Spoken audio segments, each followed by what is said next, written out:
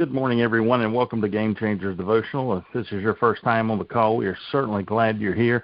We don't think anybody shows up on this call by accident. And I want to remind you that we do have all of the recordings of our devotionals available on Spotify. If you'll just search for Game Changers Devotional, you should see a little red logo pop up. It says Game Changers Devotional, and you can find a little over 150 devotionals on there that you can listen to.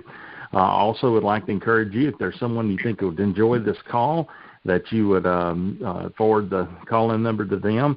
I know some people are just entering it into their phone and sharing that contact for Game Changers Devotional when they want to invite somebody. Some people that do get our text are sending that text, or forwarding that text on to someone. So there's several different ways to do that, but we encourage you to do that if you think somebody would really benefit from being on the call with us each week. This morning, Ken Horstman is going to lead our devotional, so I'm going to turn it over to Ken now. Good morning, all. Lord, I devote this story to you. I was free from prison last week. Free. Walked out. Released to go home and be with my family, or what family I have. You don't know me, but I'm sure you've heard about me. My name? Barabbas. I'm a nobody. I'm a son of a nobody. I don't know my father's name, who he was, or what he was like. But last week, I was free from prison, and a man paid my prison sentence. My reputation precedes me. I've been known as a rebellious man from the days of my youth. Early in my life, I was rebellious, fought with my teachers, fought with my mother, and was just a big bully with my friends.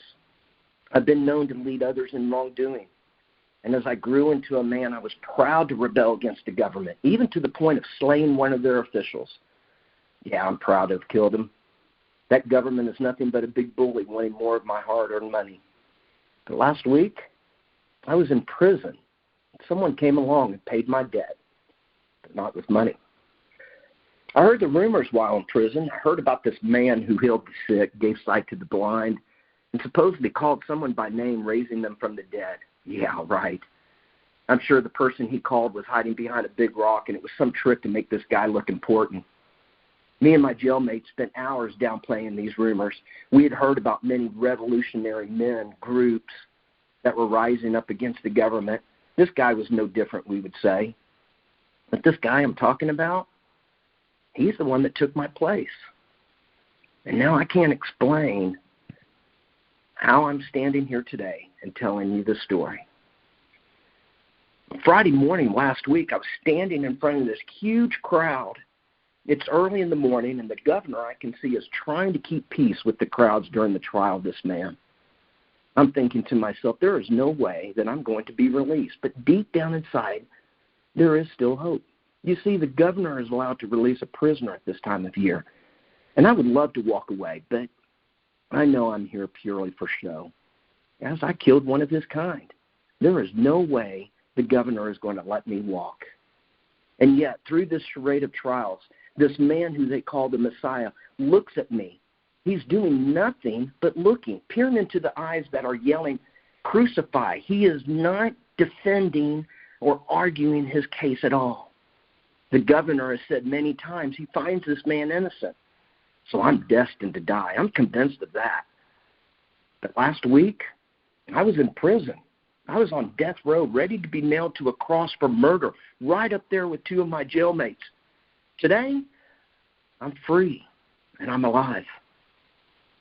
On the night of my release, I did my best to show how excited I was to be out of prison. But inside, something just wasn't sitting well with me. Ever since that man looked at me and I heard the governor say I was released in the place of that man, I felt a tugging, a turning of how I feel. Maybe I drank too fast or ate the wrong foods, but this feeling was different. That night, as I processed the thoughts, I was scheduled to die for murdering someone, and I was freed instead of my death on the cross was paid by an innocent man. There's a sense of chaos going on around here. I'm sure you've heard the rumors. The man they called the Christ has supposedly risen from the dead and is showing up mysteriously in homes to eat food. I'm also hearing Roman soldiers claiming something different. They're saying his body was stolen. I don't know who to believe anymore, to tell you the truth. The government usually hangs someone for killing one of their own. I mean, they hung 2 thieves. Yet here I am. Last week I was in prison, and now I'm free. Last week I was supposed to be dead. Now I'm alive. But this is what really has stirred me up this morning. I was out last night with some of my friends. Maybe it was the wine, but when I was walking home, I could have sworn I saw that man. He looked at me the same way he did during the trial, his eyes fixed upon mine, and something was drawing me close to him. I don't know what it is, but that man died for my rebellious life, and here I am now, a free man. I'm alive. I've got to share the good news. Now, there is no comparison between Adam's transgression and the gracious gift that we experience. For the magnitude of the gift far outweighs the crime. It's true that many died because of one man's transgression. But how much greater will God's grace and his gracious gift of acceptance overflow to many because of what one man, Jesus, the Messiah, did for us? That's from Romans 5:15. And then Romans 5:17 says, death once held us in its grip, and by the blunder of one man, death reigned as king over humanity. But now, how much more are we held in the grip of grace and continue reigning as kings in life, enjoying our regal freedom through the gift of perfect righteousness in the one and only Jesus, the Messiah. Father God, you are good to me. In my rebellious life, you have found a way to redeem me. You sacrificed your only Son for me. I should have been on that cross. But today, I'm alive and I'm free because of you, Jesus. And because of that, I'm grateful and I'm thankful. Blessed be the name of the Lord. Back to you, Mike.